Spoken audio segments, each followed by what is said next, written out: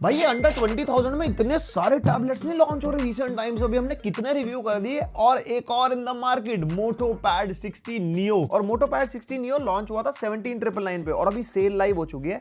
15,999 का चल रहा है और कार्ड और बैंक ऑफर लगा के आप इसको अप टू 12,999 का ले सकते हो। 5G है, स्टाइलस बॉक्स के अंदर आता है और भी बहुत सारी चीजें हैं। एंड ना एक वन प्लस पैड लाइट अभी हमने थोड़े दिन पहले रिव्यू करा था और वन प्लस पैड लाइट जब लॉन्च हुआ था तब 17,999 का था, जो 8/128GB है 4G प्लस वाईफाई वाला। अभी सेल में वो 16,499 का चल रहा है। नॉर्मली अगर आप कार्ड ऑफर वगैरह लगा लोगे तो 14,500 तक आप इसको ले सकते हो। तो देखते हैं इससे भी कंपेयर करेंगे। और कोई टैबलेट है तो पता है हर एक वीडियो की तरह हम बातचीत करते हैं कहाँ कौन सा स्टैंड करता है।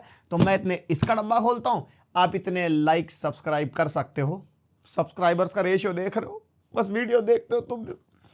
रो दूंगा मैं सब्सक्राइब। तो यहाँ पे भाई कुछ ऐसा सफेद सा डब्बा मिल जाता है। ऊपर मोटो पैड 60 नियो की ब्रांडिंग है और यहाँ पे जैसे आप डब्बा खोलोगे काफी इको फ्रेंडली सी पैकेजिंग है। इसके अंदर हमारे को सफेद चादर में टैबलेट मिल जाएगा और लेफ्ट साइड में हमारे को मोटो पेन मिल जाएगा विद एक्स्ट्रा 2 निब्स और एक नीचे पुस्तक की बातचीत। और लेफ्ट साइड में हमारे को 20 वॉट का चार्जर और साथ में type A to C cable. And finally ये आ जाता है हमारा टैबलेट। और भाई बढ़िया हरियाली वाला कलर है। वैसे इसका नाम है पैंटोन ब्रॉन्ज ग्रीन। सिंपल क्यों नहीं हो सकते ना, मतलब मुझे जानना है क्यों। और ये हमारा 11 इंचेस का टैबलेट है। यहाँ पे पीछे हमारे को कैमरा मॉड्यूल मिल जाएगा और ये पूरा मेटल का टैबलेट है। बस जो कैमरा वाला ये वाला पार्ट है ना, ये हमारे को पॉलीकार्बोनेट में मिलता है और एंटीना बैंड्स वगैरह है। ऊपर Dolby Atmos branding, 2 speaker, power button, इधर की तरफ वॉल्यूम रॉकर बटन, माइक मिल जाएगा और यहाँ पे सिम ट्रे मिल जाएगी जिसके अंदर आप एक सिंगल नैनो सिम डाल सकते हो और साथ में SD कार्ड का भी सपोर्ट है। हमारे पास मैक्सिमम 1 TB वाला था, हमने चला के देखा प्रॉपर्ली चल रहा था। और इधर की तरफ टाइप C 2.0 का पोर्ट, 2 स्पीकर ग्रिल्स एंड भाई headphone jack, very rare to see in 2025। और इधर की तरफ हमारे को पोको पिन्स मिल जाएंगी।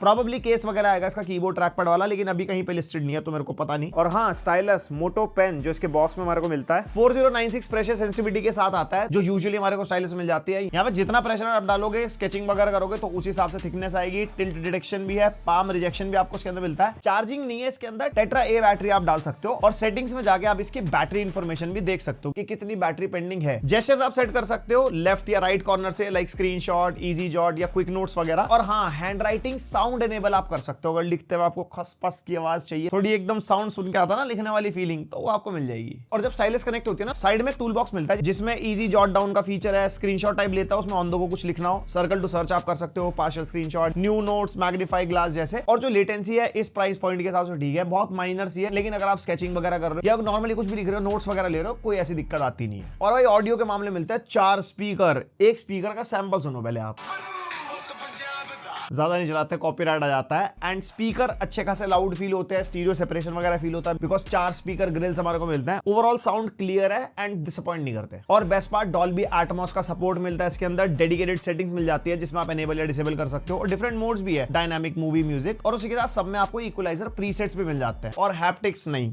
टैबलेट्स में हैप्टिक्स क्यों एक्सपेक्ट कर रहे हो आप?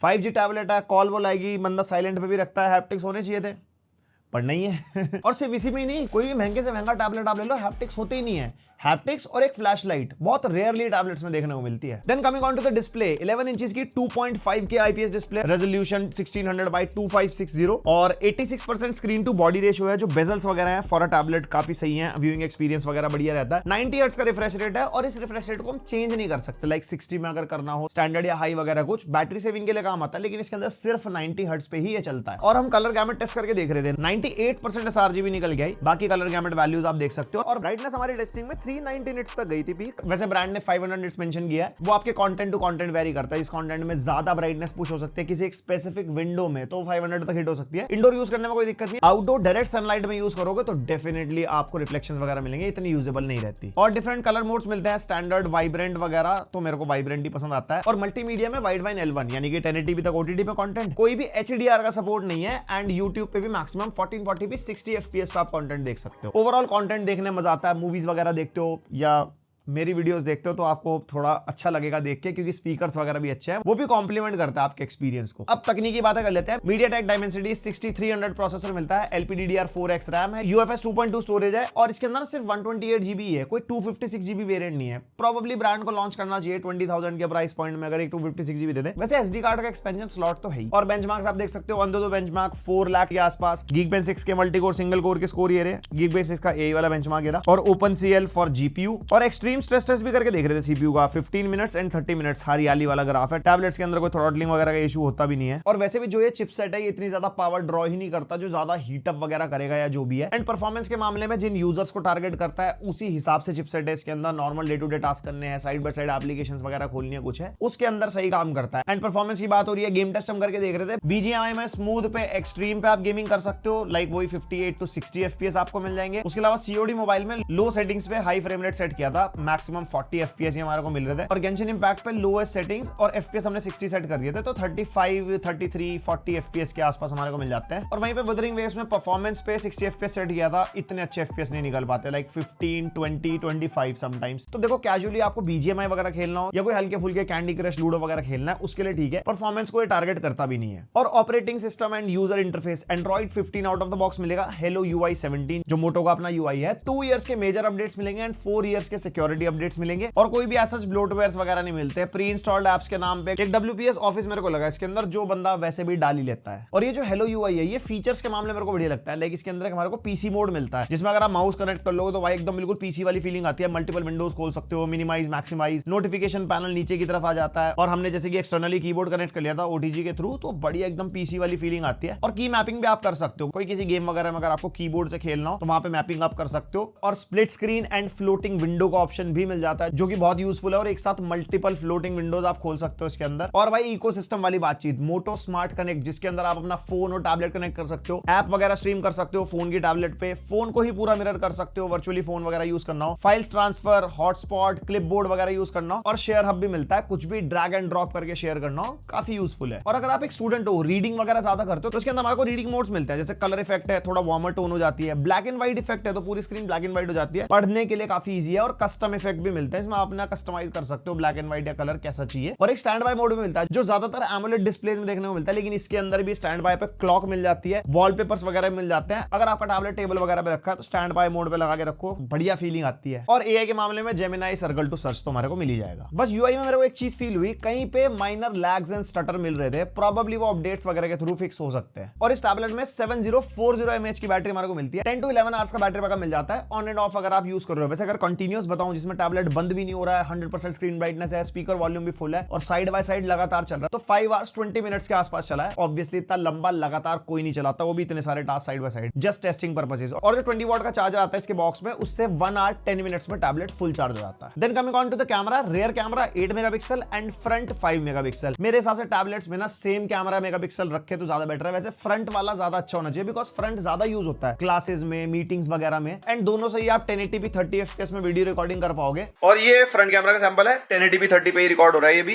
कुछ ऐसी नॉर्मल लाइटिंग कंडीशन है, और अगर हम थोड़ी सी लाइटिंग कंडीशन को चेंज करते हैं तो ऐसी क्वालिटी हमारे को मिल जाएगी। स्टेबलाइजेशन वगैरह आप चेक कर सकते हो, और माइक की क्वालिटी कमेंट करके नहीं बताओगे। और ये इसका बैक कैमरा सैंपल है, अगर जैसे इंडोर में अगर हम रिकॉर्ड करते हैं, किसी से वीडियो कॉल पे बात करते हैं, या कुछ भी छोटी मोटी रिकॉर्डिंग करनी हो डायनामिक लाइटिंग में, तो कुछ ऐसी मिलेगी। और वॉकिंग छोटा थोड़ा तेज चलो, स्टेबलाइजेशन भी दिखाओ भाई साहब, ऐसी क्वालिटी है माइक की भी और कैमरा की भी। और ये रे फोटो सैंपल्स जो हमने इससे काफी सारे निकाले थे। ऑब्वियसली जिस प्राइस पॉइंट का टैबलेट है, इससे कुछ ऐसा ज्यादा एक्सपेक्टेशंस तो नहीं रख सकते कि आपको बहुत अच्छी फोटो मिल जाएगी, बट हाँ डिसेंट फोटो क्लिक कर देता है। कभी आपको किसी को डॉक्यूमेंट की फोटो भेजनी हो, या नॉर्मल कैमरा आप अपने डे टू डे टास्क में यूज कर रहे हो, वीडियो कॉल्स वगैरह में कुछ है, उन सब में ही काम आता है। एंड प्राइस पॉइंट के हिसाब से कैमरा ठीक है। और सेंसर्स एंड कनेक्टिविटी में 16 5G के बैंड्स मिलते हैं। हमने जियो का सिम डाला इसके अंदर, हमारे को कोई प्रॉब्लम नहीं आई। वाईफाई 5 एंड ब्लूटूथ वर्जन 5.2 हमारे को मिल जाता है। और हाँ, जायरो सेंसर नहीं है इसके अंदर। अगर गेमिंग में आपको ऐसे ऐसे करके खेलने की आदत है ना, तो नहीं, जायरो सेंसर नहीं मिलेगा। तो ये हो गया भाई इसका पूरा रिव्यू। ये लॉन्च हुआ था 17,999 पे, और अभी सेल लाइव हो चुकी है,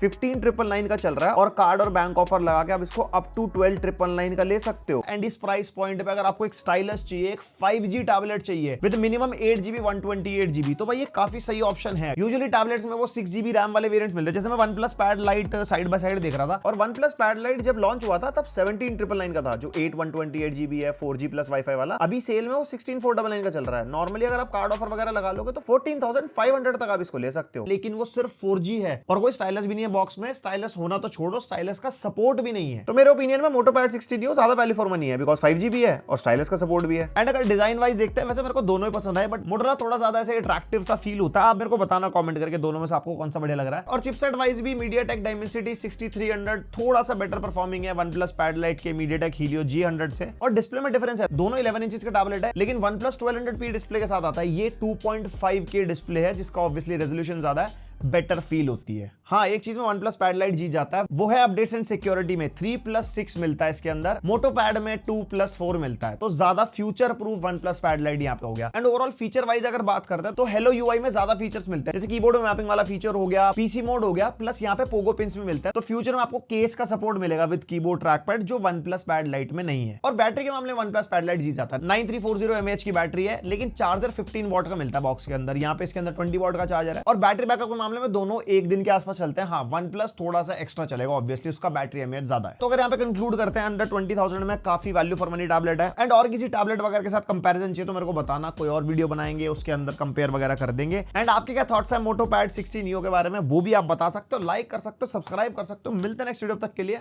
बाय।